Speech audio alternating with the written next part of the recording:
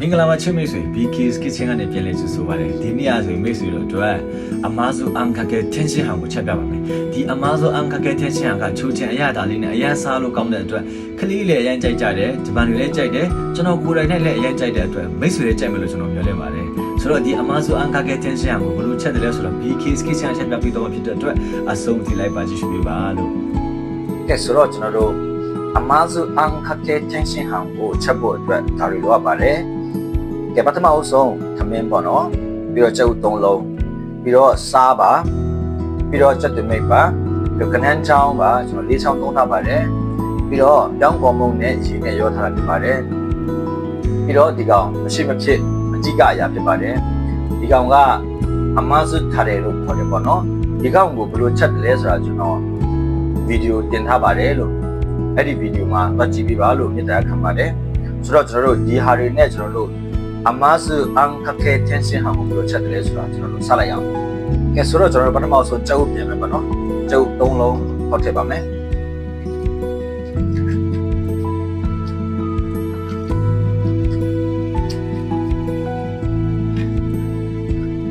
ပြီးရင်ဒီထက်ကိုကျွန်တော်တို့စားနည်းနည်းလေးထည့်စားနည်းနည်းလေးထည့်ပေါ့နော်ပြီးရင်ကျွန်တော်ဒီကျုပ်ထဲကိုကျွန်တော်ဒီကနန်းချောင်းထည့်ပါပေါ့နော်ကနန်းချောင်းထည့်အောင်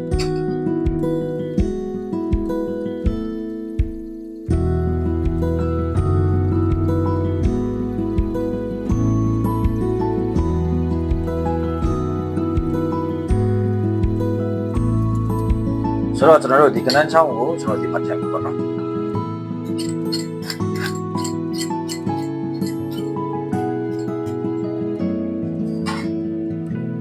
ကဲပြီးရင်ကျွန်တော်ဒီကောင်မွေးလိုက်မှာပေါ့နော်ဒီရှာတမောင်မွေးပေးပါလို့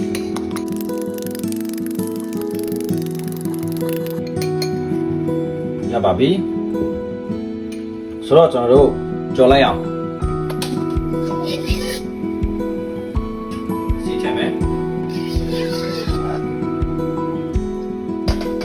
ဒီကိုရှော့ပါမယ်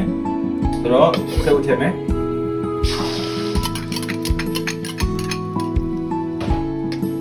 ဒီလိုပုံပြအောင်နော်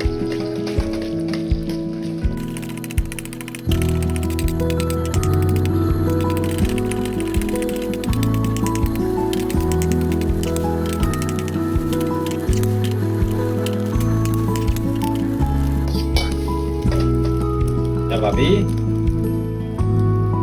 ဆိုတော့ဒီကောင်ကိုသမင်းပေါ်တင်မယ်နော်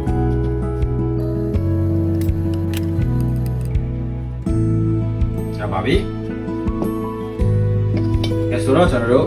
အမ်းကိုချက်ကြမှာပေါ့နော်ကဲဆိုတော့အမဇုထားလိုက်ခဲ့မယ်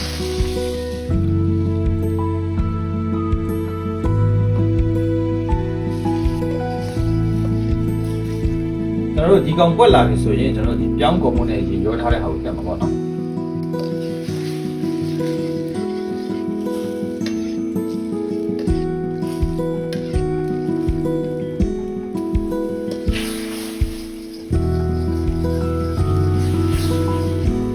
ကဲပွက်လာပြီဆိုတော့ကျွန်တော်တို့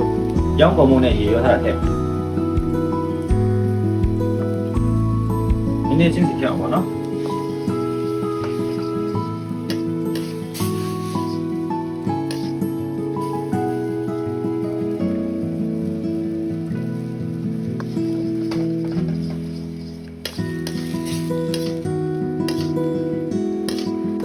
ရပါပြီဒီပိတ်မယ်ဒါဂျပန်ကအန်လို့ခေါ်တယ်ပေါ့နော်ဒါအန်လို့ခေါ်တယ်ပေါ့နော်အမားစုအန်ပေါ့နော်ဒီကောင်အမားစုအန်ခခဲဆိုတော့ခခဲလို့ဆိုတော့ပြင်နေအောင်ပြောတာပေါ့နော်ဒီပေါ့နော်မခဲမယ်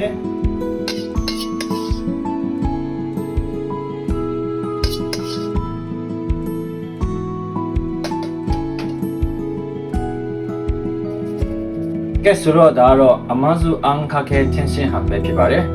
ချိုချင်ရတာနဲ့အရန်စားကောင်းတဲ့စားပွဲတစ်မျိုးပါမိတ်ဆွေတို့ကြိုက်နေတဲ့မျိုးလေးယုံကြည်ပါတယ်ကျေးဇူးအများကြီးတင်ပါတယ်どうもありがとうございました皆さんに祝福がありますようにじゃあまた会いましょう